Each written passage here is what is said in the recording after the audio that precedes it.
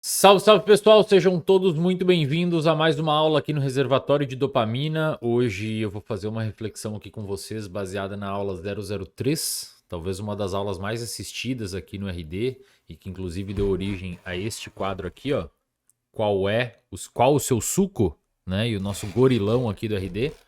Para quem não sabe, a aula 003 é uma aula onde eu explico sistemas de motivação e também temos uma aula aqui onde eu explico que motivação importa mais que disciplina. Isso talvez vá um pouco contra o que você sabe aí no senso comum. E lá eu explico como que a galera entende errado motivação, acha que motivação é alegria ou entusiasmo ou alguma coisa assim, quando na verdade motivação é um motivo para a ação.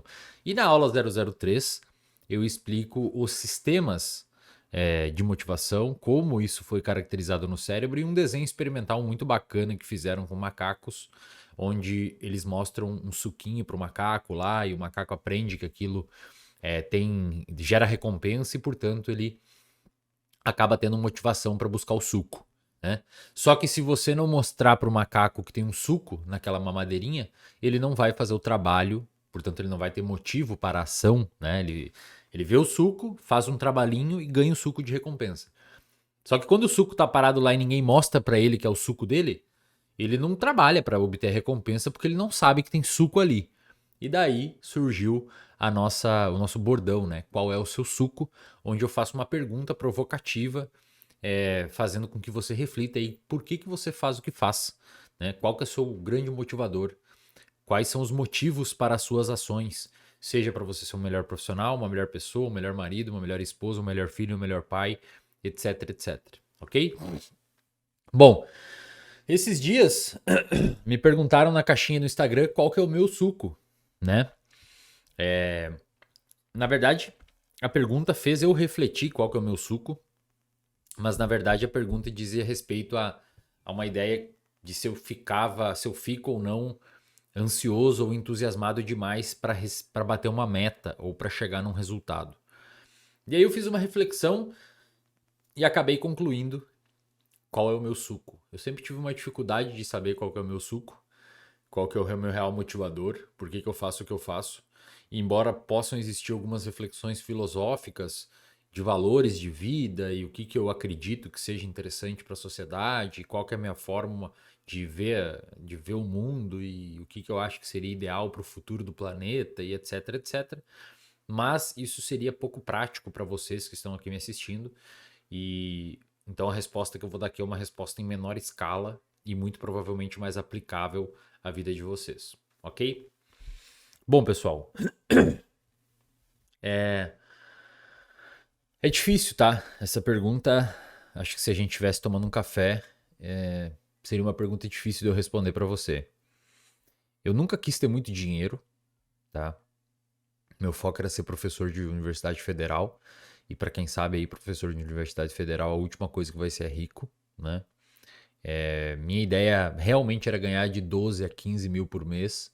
Embora isso seja bastante dinheiro, não é nada comparado a alguém que tenha muita grana, né? Alguma pessoa muito rica. Então, meu foco nunca foi ter dinheiro. E hoje, aos 29 anos, eu já tô com a minha parte financeira resolvida. Mas eu nunca quis ter dinheiro. Então, veja que o meu suco nunca foi dinheiro. E aí começa a nossa reflexão. Meu objetivo nunca foi ter grana.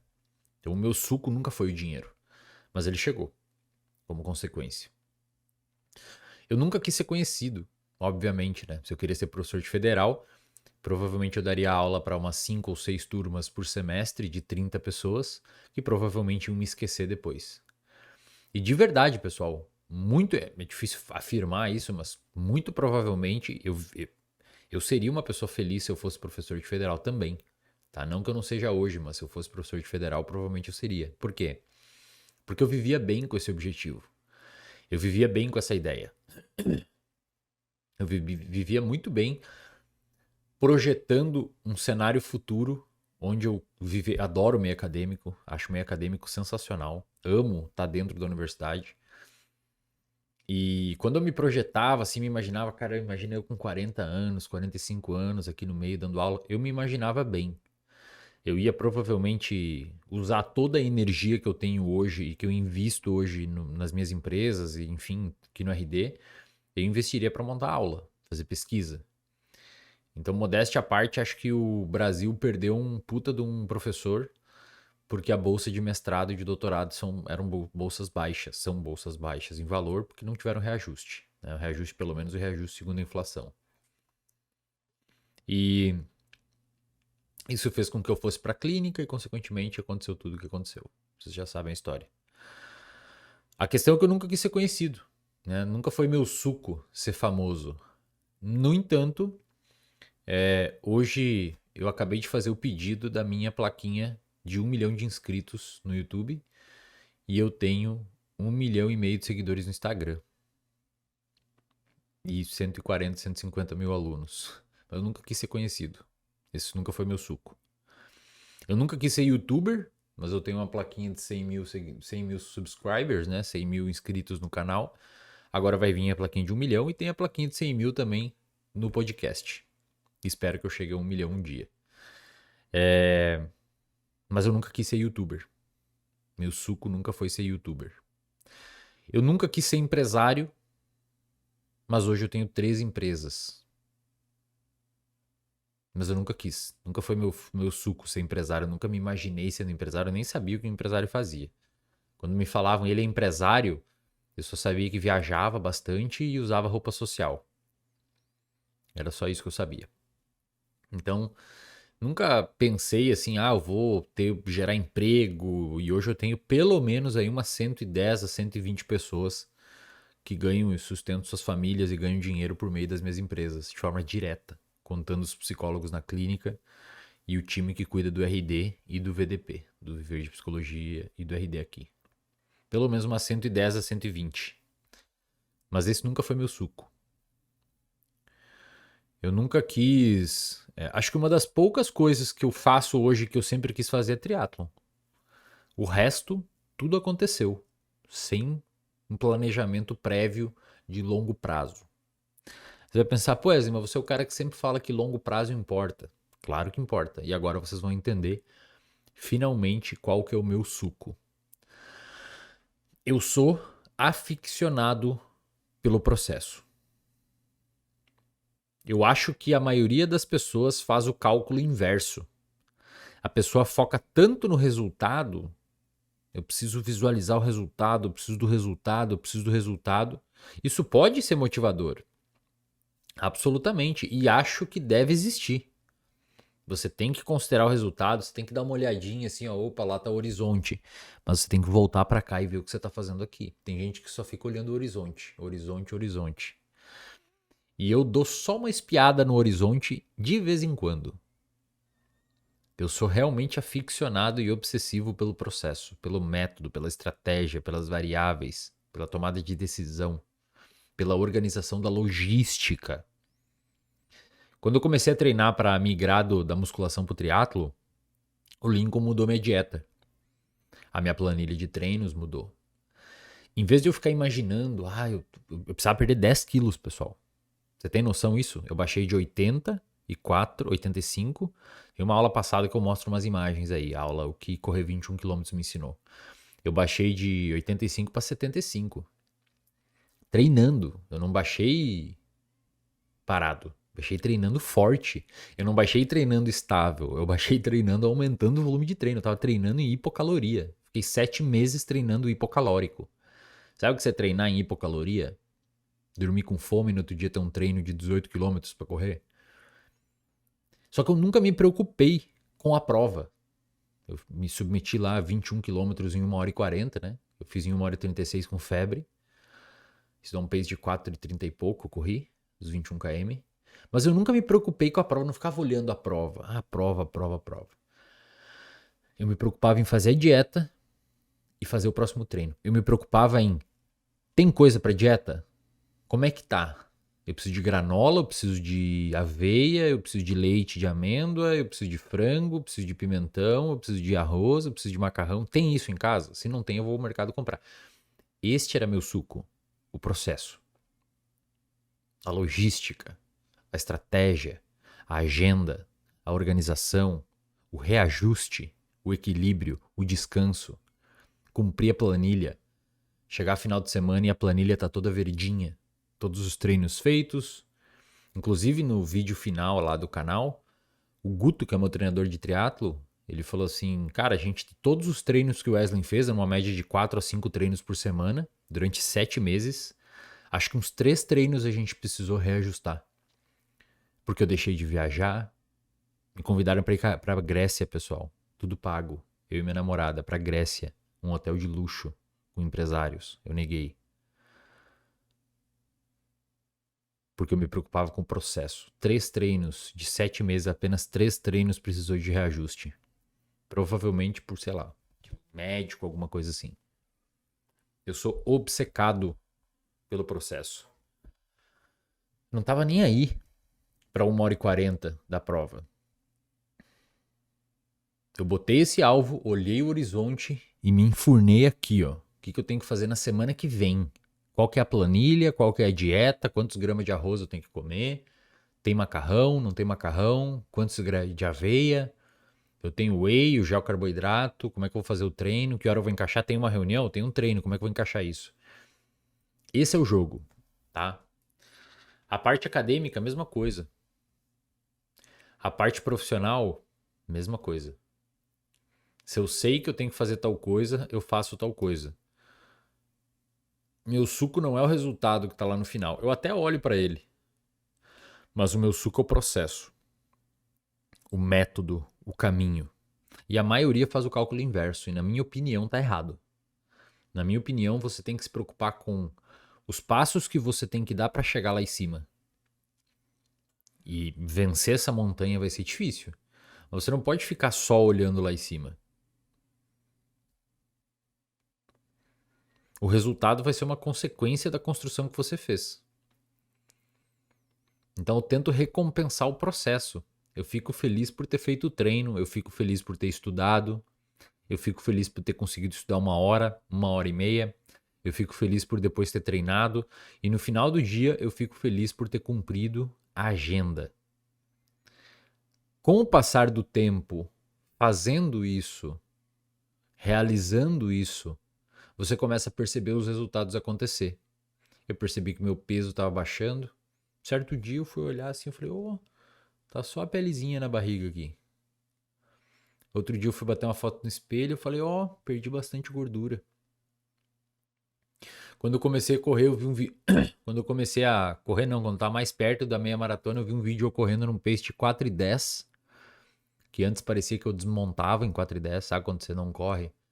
E você vai, porque você olha os caras correndo, você acha que é fácil fazer aquilo, né? Aí você vai correr, parece um pinguim bêbado correndo. Tudo torto, parece que vai desmanchar.